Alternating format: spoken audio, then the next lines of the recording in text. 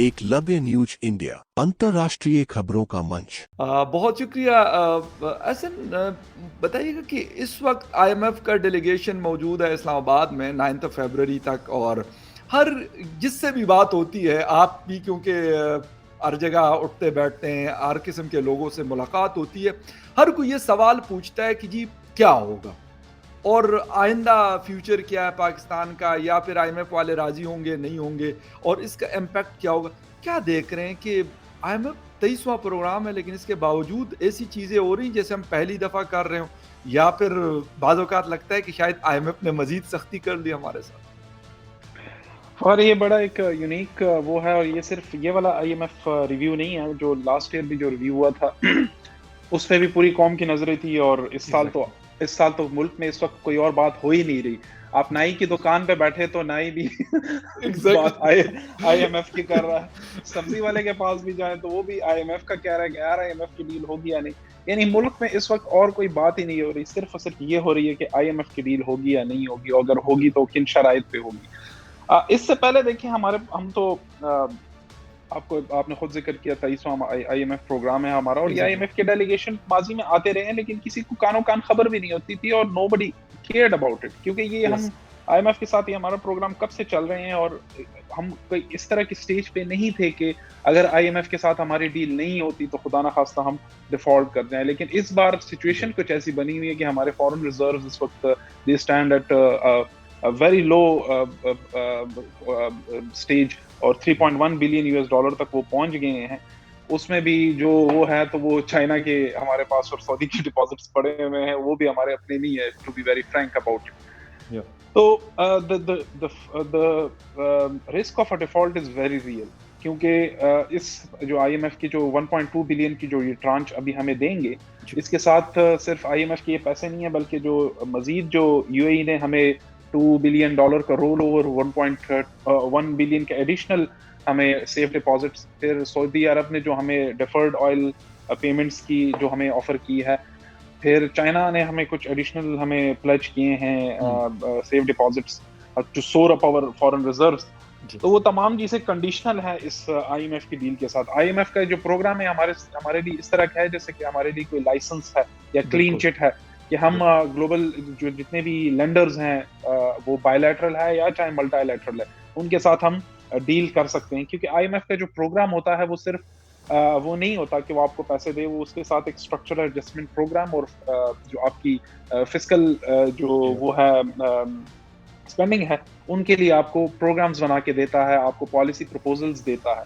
इस वक्त जो आईएमएफ के जो प्रोग्राम है, जो ये 9th रिव्यू है, उसके लिए टीम आई हुई है, और इनिशियली तो 4 दिन के लिए आई थी, लेकिन फिर उन्होंने अपना स्टे एक्सटेंड किया है क्योंकि कोई ज्यादा मेजर ब्रेक थ्रू नहीं हो पा रहा था। उसकी वजह ये है कि जो कंडीशंस उन्होंने रखी हैं वो बहुत ज्यादा स्ट्रिक्ट कंडीशंस हैं, बहुत ज्यादा पाकिस्तान के लिए टफ है उनको मीट करना, और खास तौर पे एक पॉलिटिकल गवर्नमेंट के लिए, वीक मैं कहूँगा पॉलिटिकल गवर्नमेंट के लिए, पीडीएम की, जिसके अगेंस्ट एक बड़ी स्ट्रॉन्ग अपोजिशन इमरान खान साहब ने क्रिएट की हुई है। तो उनके लिए ये शर्तें मानना बहुत मुश्किल है। जो सबसे अहम शर्त मैं कुछ गिनवाऊं आपको, आपके नाजरीन के लिए, तो एक तो ये कि आईएमएफ ये कह रहा है कि जो आप पेट्रोलियम और गैस के ऊपर जो लेवी है उसको आप फर्दर इंक्रीज करें, जिसका डायरेक्ट जो टारगेट है वो हमारी डायरेक्ट कंज्यूमर है, जो मैं और आप। फिर वो कह रहा है कि आम आवाम, फिर वो कह रहे हैं कि जो 300 यूनिट से कम जो लोग बिजली के कंज्यूमर्स हैं, इलेक्ट्रिसिटी बिल्स, उनको गवर्नमेंट देती है सब्सिडी। और नेपरा के स्टैटिस्टिक्स ये कहते हैं कि 88% ऑफ पाकिस्तानी हाउस होल्ड, यानी आप कह सकते हैं कि जो majority of the house hold वो 300 यूनिट से कम यूज करते हैं, उनको सब्सिडी मिलती है। आईएमएफ कह रहा है कि आप वो सब्सिडी भी खत्म करें,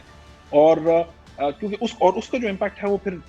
वो बहुत ज्यादा वो है उसके ऊपर, कंज्यूमर के ऊपर, क्योंकि electricity is not a luxury, ये एक नेसेसिटी है, और ये इस्तेमाल होती है, वो उसका आप कंट्रोल नहीं कर सकते उसके इस्तेमाल को। फिर आईएमएफ के कुछ और भी शराइत हैं, वो कह रहे हैं कि कुछ स्टेट ओन एंटरप्राइजेस हैं जिनसे लीकेजेस हो रही हैं, आप उनको प्राइवेटाइज करें। हम सालाना 300 से 400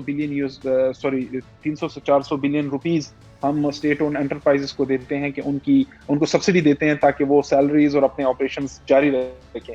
حالانکہ ہونا یہ چاہیے کہ وہ حکومت کو کما کے دے, for example P S O اور steel mills, P I A, Pakistan railway,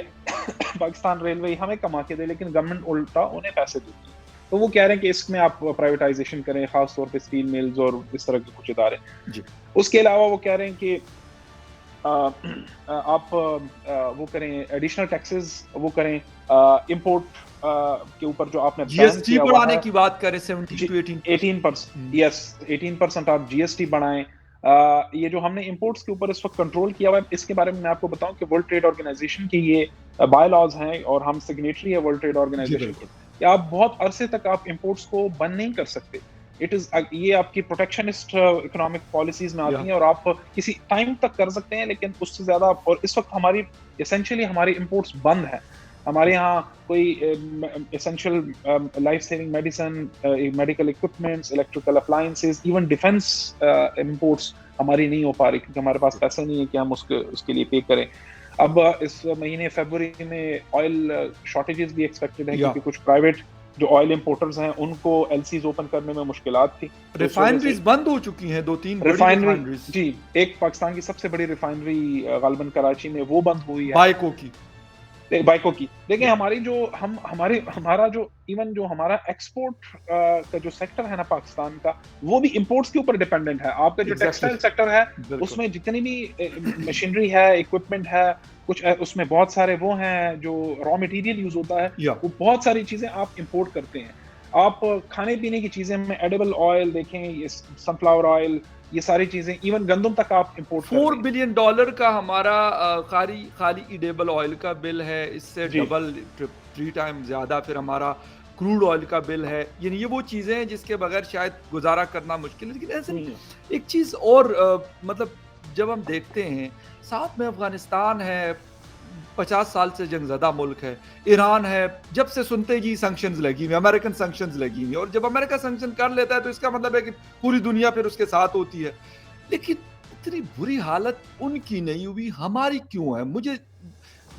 حیرانگی ہوتی ہے کہ ہم ایز اے نیوکلیئر اسٹیٹ ہیں, ہمارے پاس بڑی ایک فوج ہے, میزائل ہے, فلائٹ, بڑی بڑی باتیں ہم سنتے آ رہے ہیں بچپن سے لے کے اور ابھی تک, کہ ہماری جیسی قوم یا ہمارے جیسا ملک کسی کے پاس نہیں ہے. کبھی ہم کہتے ہیں جی 27ویں روزے کو یہ بنا ہے تو اس کو کچھ نہیں ہوگا. حالانکہ مجھے افسوس اور دکھ اس بات کا ہوتا ہے کہ یار کیوں 27ویں روزے کو اگر کچھ ہوا ہوگا تو وہ پھر آپ جو گند کر رہے ہیں وہ پھر قدرت کے کھاتے میں آپ ڈال دیں. تو کیسے یہ کیا ہوا ہے کہ ہم ابھی تک ہم پوری دنیا میں پھرتے ہیں اور منت سماجت کر کے, یہ شہباز شریف صاحب خود کہتے ہیں, یہ میں کوئی ایگزیجریٹ نہیں کر رہا چیزوں کو, وہ خود کہتے ہیں کہ یار میں جاتا ہوں, میں پہلے کہتا ہوں کہ یار میں نہیں کہوں گا, لیکن پھر مجبور ہوتا ہوں, میں ان کو کہہ دیتا ہوں یار کچھ دے دوں. مطلب آپ نے دیکھا کسی اور کنٹری کو اس طرح چھوٹے سے چھوٹے, بڑے سے بڑے, چھوٹے سے چھوٹے ملک ہوتے ہیں, لیکن یقین کریں کہ ان کا ایک قومی وقار ہوتا ہے, اور وہ جو ہے نا اس طرح کسی کے سامنے, اور خاص طور پہ اپنے دوستوں کے سامنے کچکول نہیں وہ کرتے, پھیلاتے. چائنا ہے, جب سے ہمارا چائنا کے ساتھ ایک اسٹریٹجک پارٹنرشپ ہوئی ہے اور اسٹریٹجک اکنامک پارٹنرشپ, ہم ہر سال ان کے پاس جا رہے ہیں. اور حالانکہ ہماری ان کے ساتھ شروع میں ہماری ایک جو اسپرٹ آف اوور پارٹنرشپ تھا وہ یہ تھا کہ وہ یہاں پہ انویسٹمنٹ کریں گے, اس انویسٹمنٹ سے ہم ریونیو جنریٹ کریں گے. الٹا ہم ہر سال ان کے پاس جا رہے ہیں اور ہم جو ہے نا ان سے ایڈ مانگ رہے ہیں, لون مانگ رہے ہیں, اپنے فورن ریزروز کو اسٹور اپ کرنے کے لیے ان سے سیف ڈپازٹس مانگ رہے ہیں. پھر یو اے وغیرہ ہو گیا. دیکھیں اس وقت یو اے آپ کو قرضے دے رہا ہے یا ڈپازٹس آپ کے پاس رکھ رہا ہے, دوسری طرف انڈیا میں وہ billions of US dollar investment کر رہا ہے. ایون کچھ اماراتی بزنس مین اب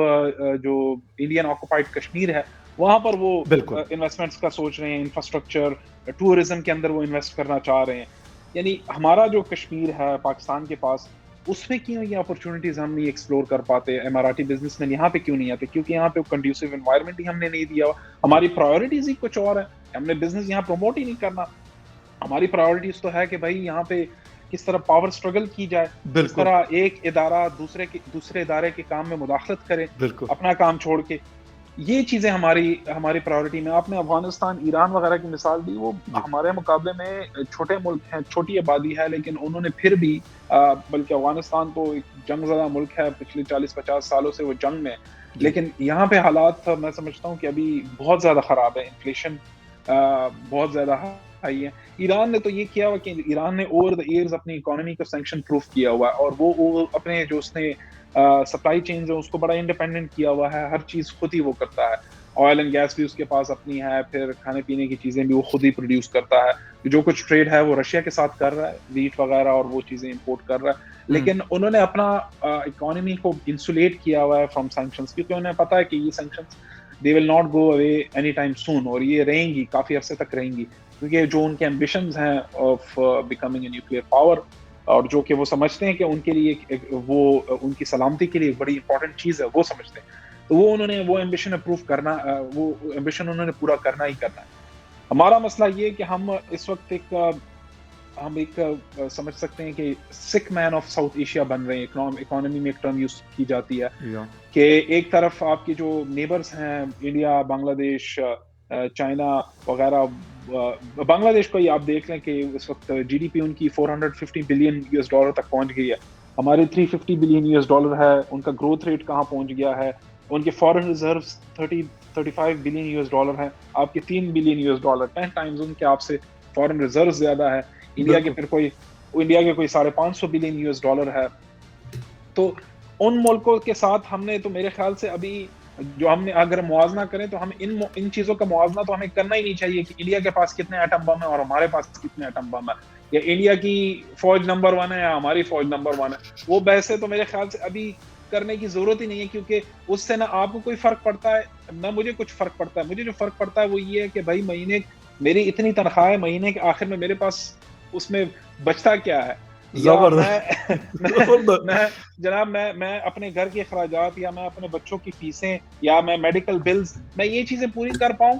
تو اگر یہ ہو رہی ہے تو پھر میں نمبر 1 ہوں, ورنہ تو اگر یہ نہیں ہو رہی مجھے اس بحث میں جانا ہی نہیں ہے کہ کون نمبر 1 ہے, کون نمبر 2 ہے, کون نمبر 3 ہے.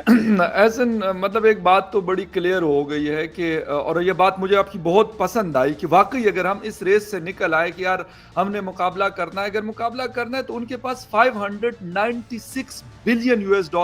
سعودی عربیہ کے بعد پانچویں بڑے ریزروائر کی ہندوستان کے پاس ہے, ٹھیک ہے. اس کے بعد باقی بہت ساری چیزیں, آپ نے انویسٹمنٹ کی بات کی سر, یہاں پہ آپ کے اسلام آباد, لاہور, کراچی میں کوئی انویسٹمنٹ کے لیے تیار نہیں ہے, تو کشمیر اور گلگت بلتستان تو آپ مجھ سے بہتر جانتے ہیں وہاں پہ انفراسٹرکچر کا کیا حال ہے, کمیونیکیشن سسٹم کا کیا حال ہے, باقی اور کیا مسائل ہیں, تو